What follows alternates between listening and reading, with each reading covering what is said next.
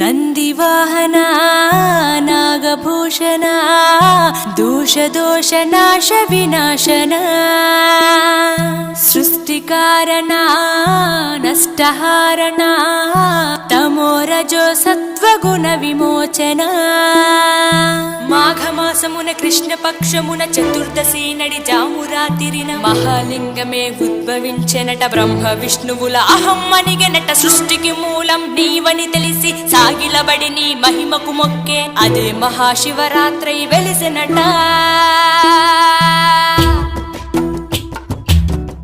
అరే ఓ జంగమా విభూది లింగమా పక్కన పార్వతమ్మ తలపై గంగమ్మ. అరే